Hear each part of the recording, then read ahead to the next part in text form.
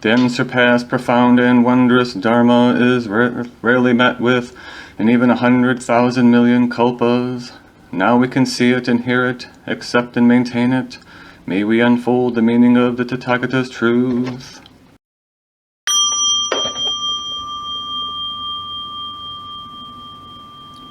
All right. So,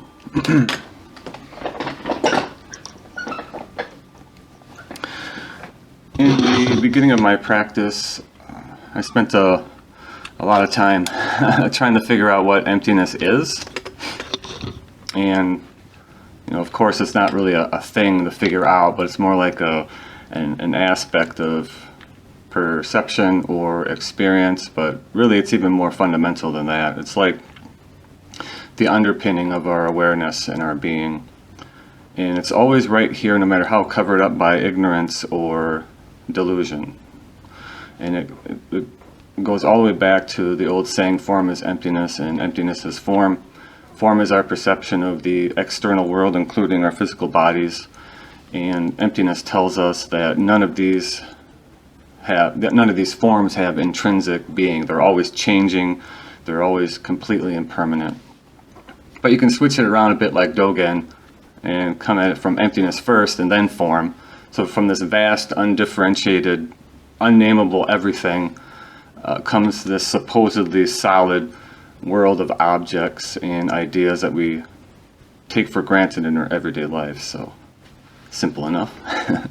And one of the things that really made this realization difficult for me, I only figured out a while later, and it's that the various schools of Buddhism all have different spins on emptiness, and some of them are really pretty different from one another. So emptiness as a concept or a practice or an experience, it's developed over the years, at least in the way that the schools understand and describe it. So I would like to present this short history of emptiness to highlight this development. I'll be focusing mainly on India. I originally wanted to have China in here too, but there's just way too much. So we begin with the word itself, emptiness. It comes from the Sanskrit shunyata or the Pali sunyata, and both of these come from either shunya or sunya, which means empty. It's empty like a cup or empty like a field that doesn't have any people on it.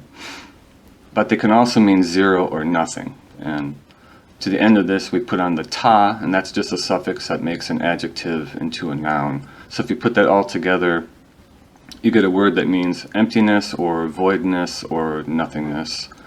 And at least in the West and in English, we've pretty much settled on emptiness as the translation, although sometimes I'll see translations coming from the Chinese, and you'll get voidness from there. I'm not exactly sure what word they used in Chinese to translate shunyata, but it seems like it's closer to voidness than emptiness. So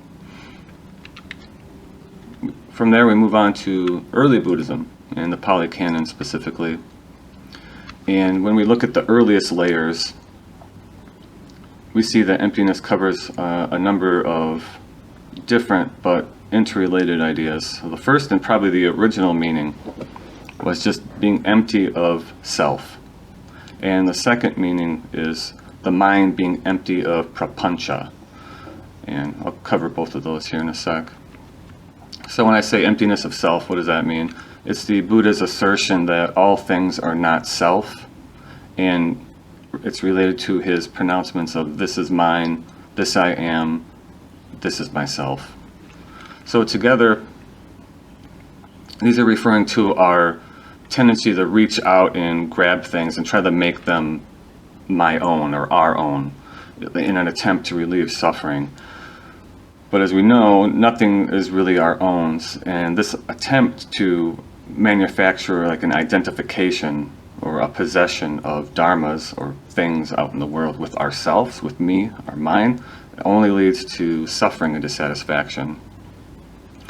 And as far as the mind being empty of prapancha goes, it's referring to the idea of conceptual proliferation. And full disclosure, prapancha was discussed in the suttas a bit, but it wasn't really given a full, definite explanation and explication until later with the Theravada, but it is mentioned in the Pali Canon a bit. So basically, prapancha is just the mind's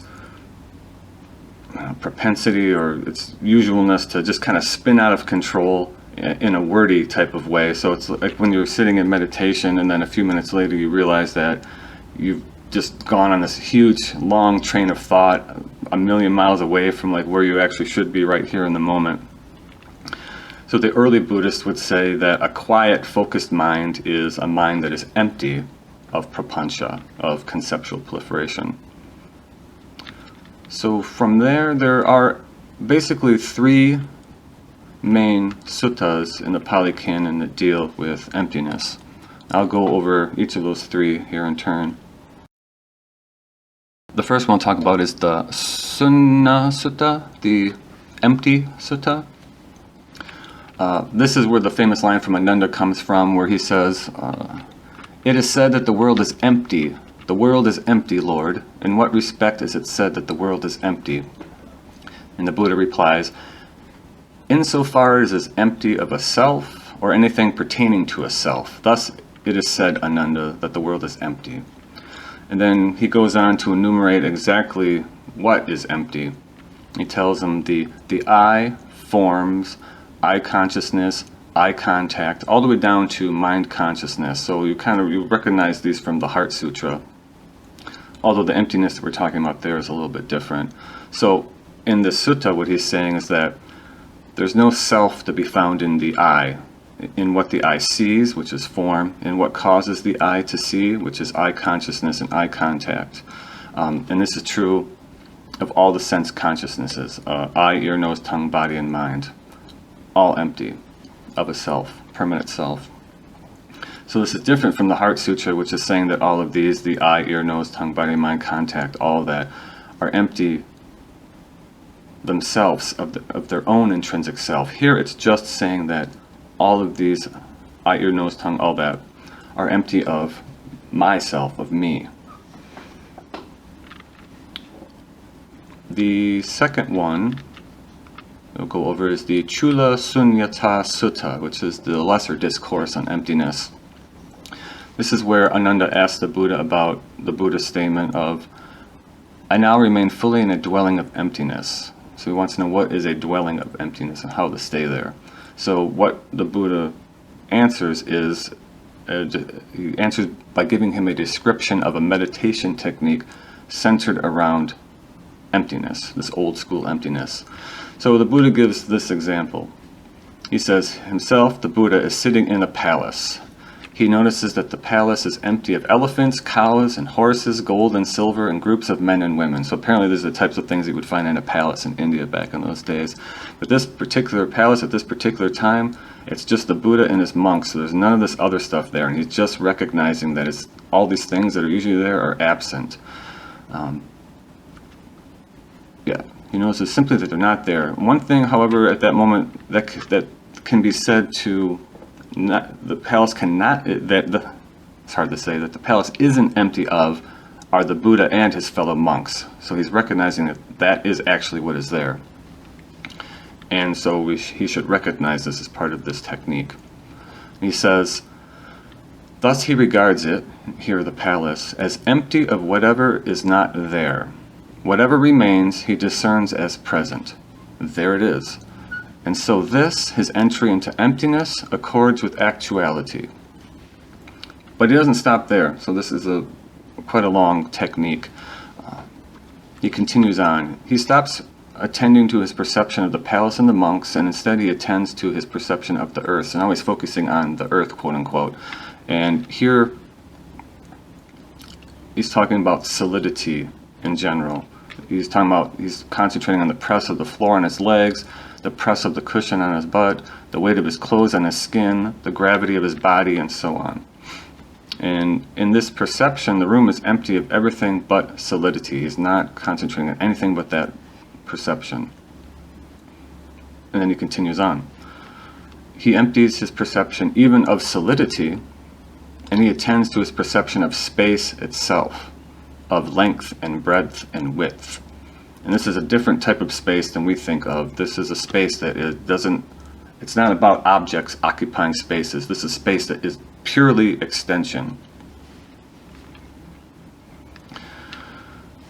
And with each of these steps, he removes any dukkha, any suffering, dissatisfaction that is associated with what he removes in each step. So in the very first step, when he's not attending to or concentrating on elephants or cows and horses, like their loudness, if he were in a palace with an elephant, that would be causing him dukkha if he's trying to meditate. But he recognizes that because there's no elephant there, that there's the dukkha that is associated with that elephant is not there. And with each step, he removes this dukkha. So in the step of the earth, when he stops attending to the earth, he removes any dukkha that is associated with just his base solidity. And this happens with every single step. And what it is replaced with is a bit of joy when that dukkha is displaced. But then he keeps going further. He empties his mind even of the perception of space, and he attends to, and I'll quote him, the dimension of the infinitude of consciousness. And then he keeps going. I'm just going to skip through all these ones. He goes to the dimension of nothingness, to neither perception nor non-perception, and then finally to the themeless concentration of awareness. So he basically is progressing through the jhanas. He's methodically perceiving less and less of his surroundings and less of the inner workings of his own mind. And he comes to this final step, where I'll quote here, it's a little bit long. He discerns that this themeless concentration of awareness is fabricated and mentally fashioned. And he discerns that whatever is fabricated and mentally fashioned is inconstant and subject to cessation. For him, thus knowing and thus seeing, the mind is released from sensuality, becoming an ignorance. With release, there is knowledge. Released. He discerns that birth is ended, the holy life is fulfilled, the task is done. There's nothing further for this world. So in a word, he's describing enlightenment.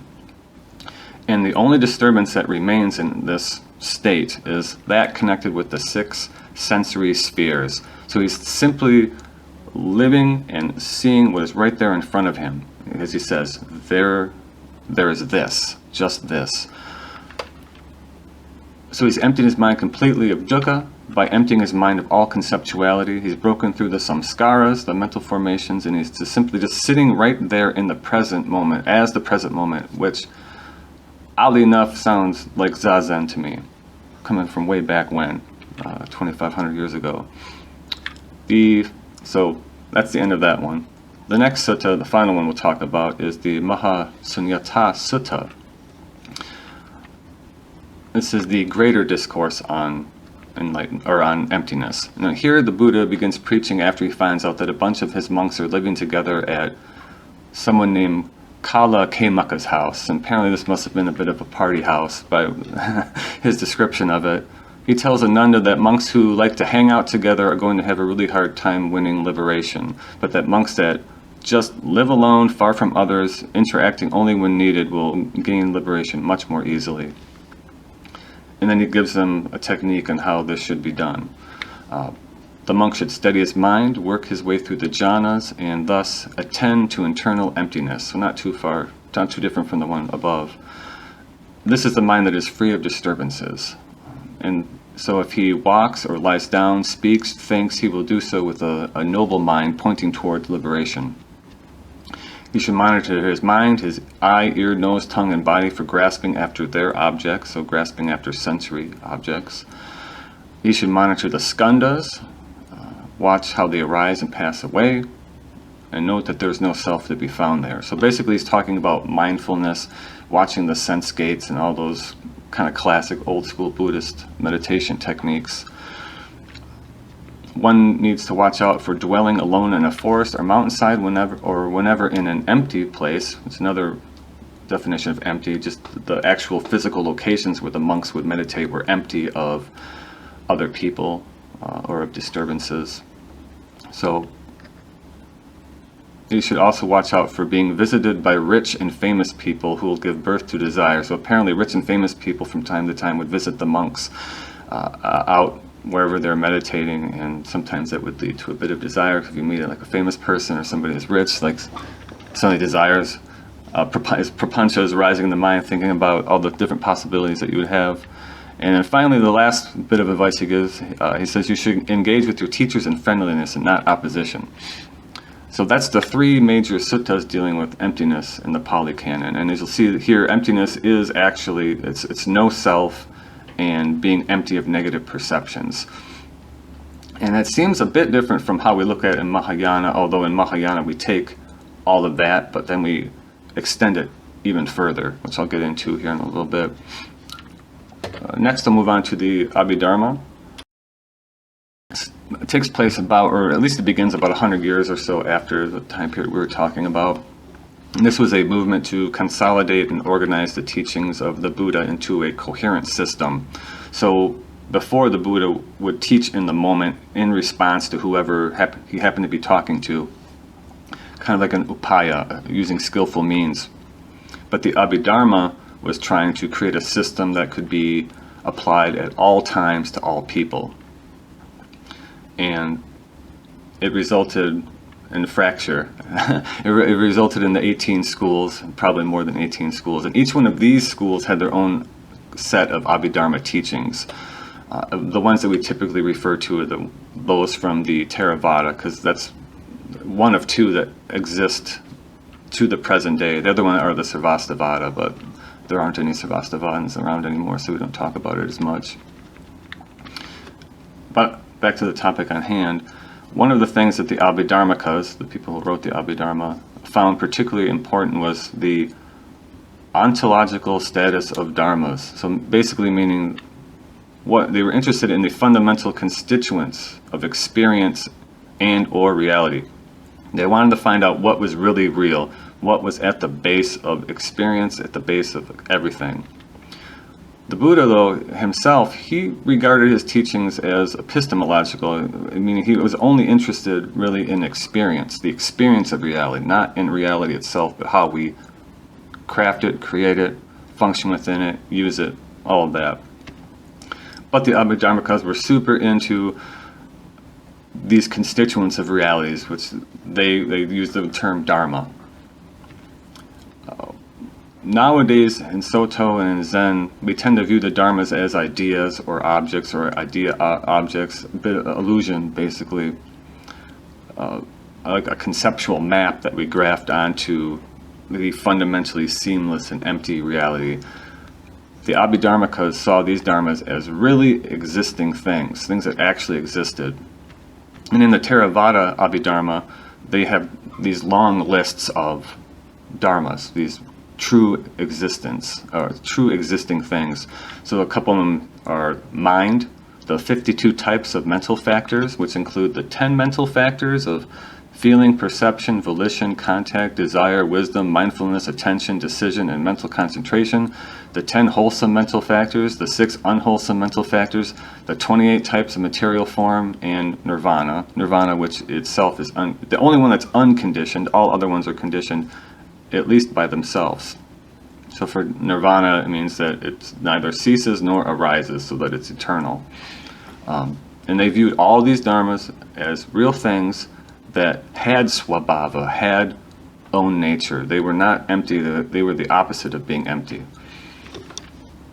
So various views arose about the nature of these dharmas, which is kind of where some of the reasons why these schools broke away from each other. But the most influential view was that the dharmas were both truly existent, as I had said. They have swabhava, self-nature, they're not empty, and that they were momentary. So putting these two together, you get a picture that these universal dharmas would rise up, truly exist for just the tiniest moment, and then they would disappear. And as I understand it, this is how they think of dharmas in Theravada to this day. So this situation that I just described with these dharmas sets up the situation for the further development of the concept of emptiness which is the Prajnaparamita Sutras. So about 200 years after that, somewhere around the 1st century BC, lasting to about 600 CE, the Prajnaparamita gave birth to what we think of as the Mahayana. And a lot of these texts are still very well known to us. So we've got the Heart Sutra, the Diamond Sutra, amongst others. This is where we find the focus on the Bodhisattva path versus Arhatship, which is the old school path that leads to Nirvana and Parinirvana, the monks attaining Nirvana and leaving the world instead of coming back to save all beings. And it's good to note that at this time and for a long time to come, however, that the monks who followed the Mahayana, those who followed the old teachings, they lived together and they practiced together in the same monasteries. They preached side by side, and from the outside, they apparently were indistinguishable one from the other. Their meditation practices, even from the outside, looked just the same, but from the inside, the Mahayana monks were focusing more on the angle of emptiness. So the worldview of the suttas, which will contrast with the Prajnaparamita, was focused on the emptiness of self, as we said, in the reality of the world, the actual physical reality of the world. And that was all that was needed for liberation. But with the growing Mahayana movement, they didn't just want liberation for themselves, of course. They looked to the life of the Buddha as inspiration and wanted to attain Buddhahood in order to free all beings. And along this road, they looked out at the world and they saw that the dharmas, this is a crazy sentence, I'll say it. They saw the dharmas beyond self were just as empty of self as the self itself. Very Dogen-like sentence there, sorry. All that means is that they saw that dharmas were empty of their own self-nature. So instead of being like, these dharmas are empty of me, I can't own or possess them, the actual dharmas themselves, a cup of coffee.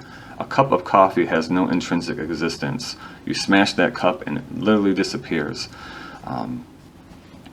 This was their main break with the old school. They generalized the concept of not self to being even beyond my own self, but to being the self of all dharmas out there. So in their own way, the texts like the Heart Sutra were reactions against the Abhidharma. And whereas they saw, the Abhidharma saw a world of truly existing but temporary objects, the Mahayana sees a world of an indescribable absolute that's papered over by a conceptual map provided by the mind.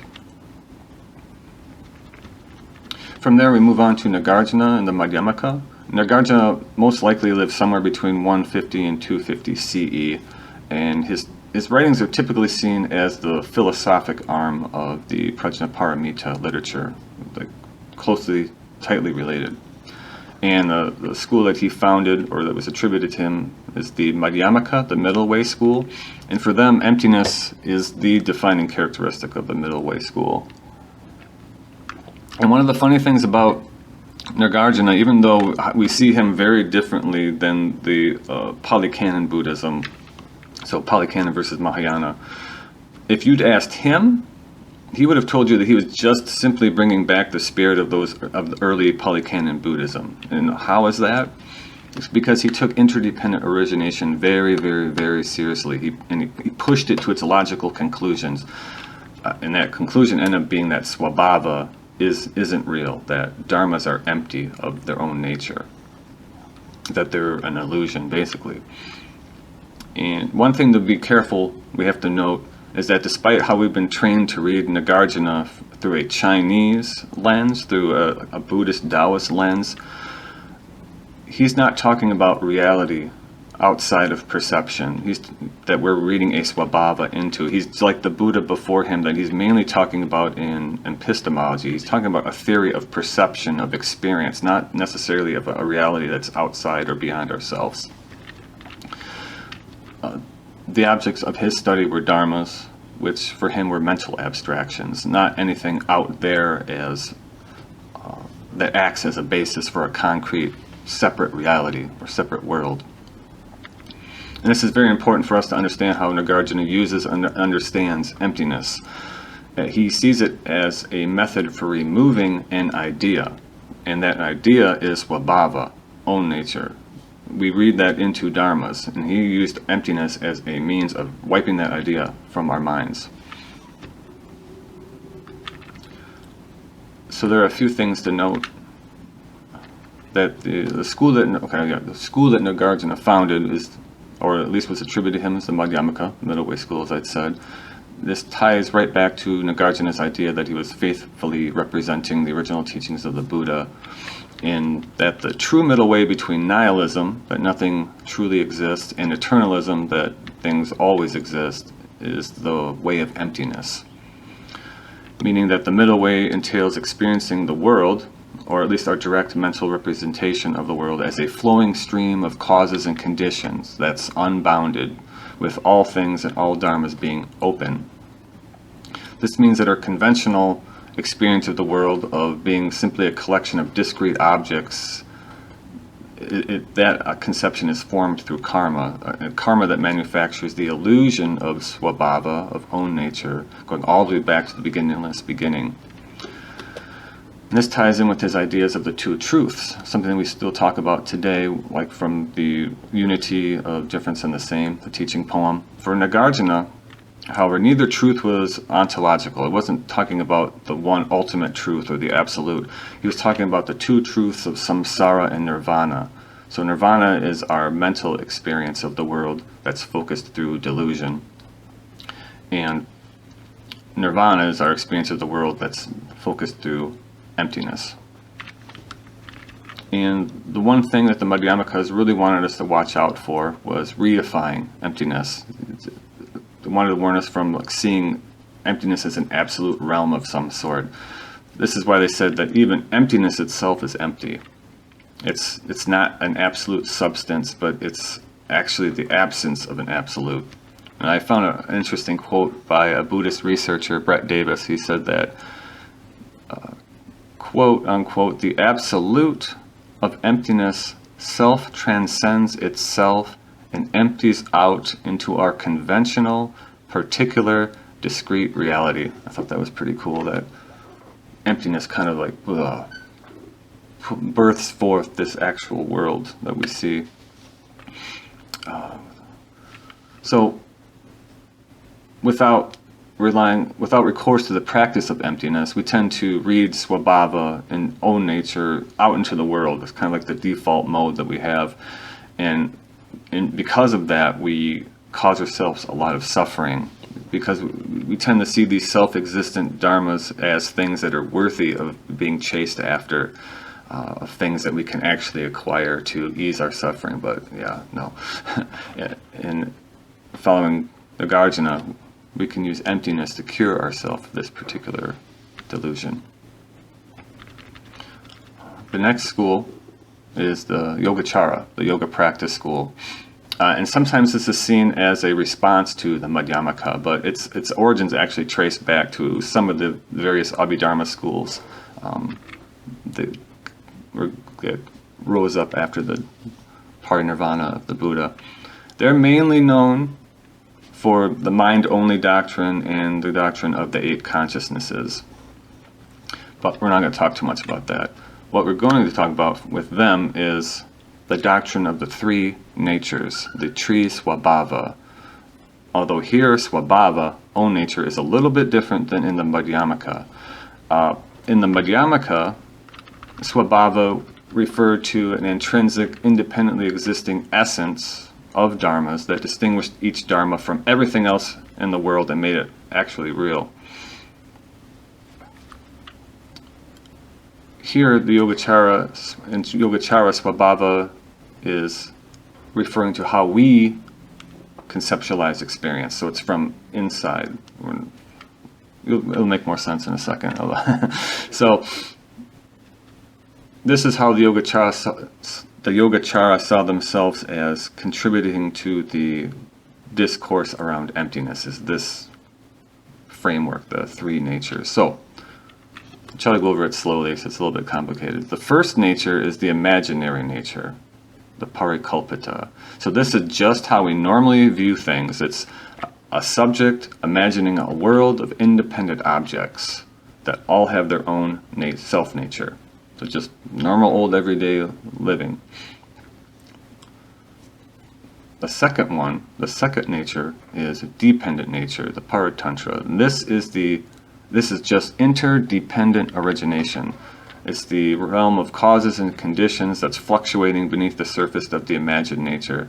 And it's spread out like Indra's net so that everything is interlinked and nothing stands on its own. Nothing has its own essence. And then the third one, the perfected nature, Parinishpanna, this is the dependent nature when it's empty of the imagined nature. So what does that mean? So since the Yogacharans believe that our experience of the world arises only through the mind, this means that the perfected nature is an experience that's devoid of the imaginary subject-object duality and our false perception of swabhava, of the self-nature of dharmas. And instead, it's like a direct perception of the workings of interdependent origination. So we're seeing the world pretty much as it is, without our projection of subject-object and of swabhava onto it. So in a word, what they're describing is nirvana, or at least the Yogacara angle on nirvana. It's basically when we see that the world is flowing.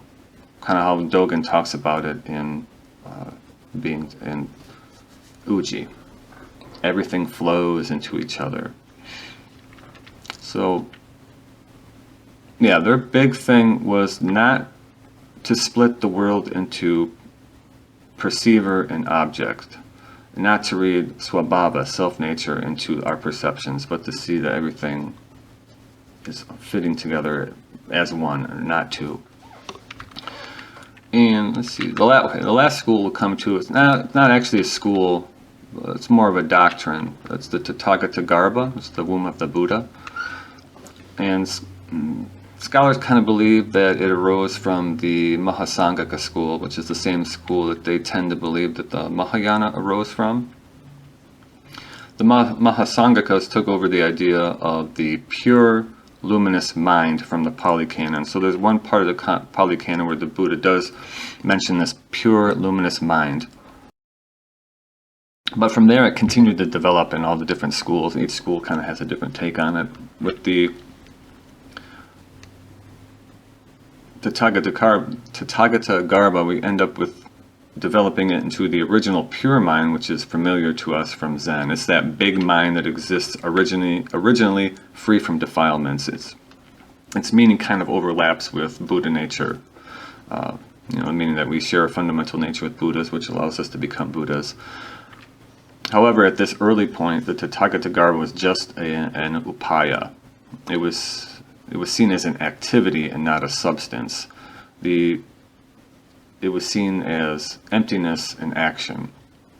The mind was conceived of as an ever-developing stream, and when it was viewed through the lens of emptiness, it was seen that the defilements that obscure our originally pure mind were empty of their own nature, and because of this, they were no obstacles to enlightenment at all. So this gives us a picture of the 6 sense consciousnesses: sight, sound, smell, taste, touch, and mind, mentation, a mistaken mind of ego, the manas, all sitting on top of our empty aspect, the Tathagata Garbha, our originally pure, undefiled mind, which is stained with defilements that are empty themselves, that do not have their own nature.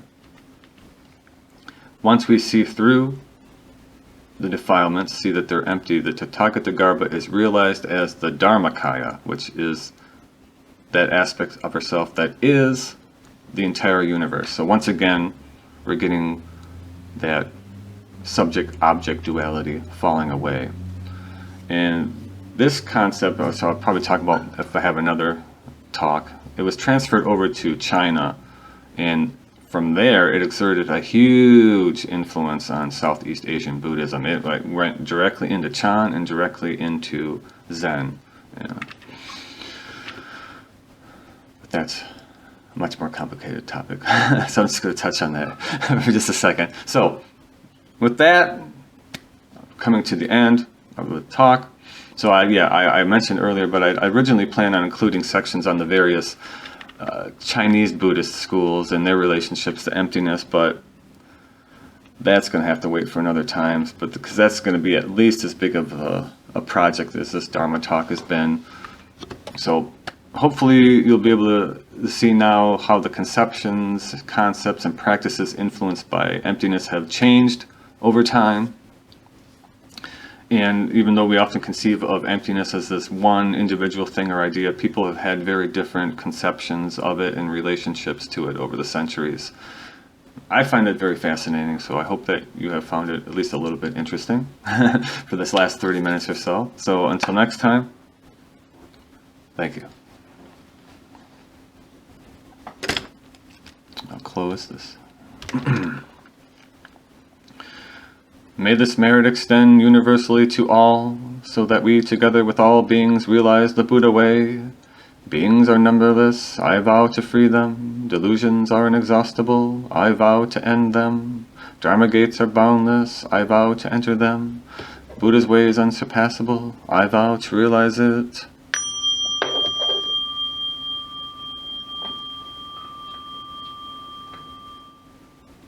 Thank you very much. Yeah. A lot of information. Yeah, it was not too overwhelming. I spent a long time researching that. It's like, there's so much more. It's crazy. Like when it gets to China, it just becomes a whole nother thing as well. Like they completely, not completely reinterpret it, but they interpret it very differently. More along the way that we think about it nowadays. Like when you read the Indian stuff, it's almost always, they're never talking about this total reality or the reality underneath reality. They're almost always just talking about our own perceptions. Although there are times, it's been, I guess it still is, this kind of dance between those two, I don't know if it's even called ideas, perspectives. Are we talking about just our experience, or are we talking about reality itself outside of us? So that's been this dance that's been going on for like 2,500 years. But the Indians mainly are focused on experience. Then the Chinese saw it and they're like, ooh, we're talking about the Tao, we're talking about all reality. So that's kind of where it seems quite different from how we talk about it usually in Soto and Zen. Because we've inherited that. We've inherited both, but we definitely are very influenced by the Chinese perspective.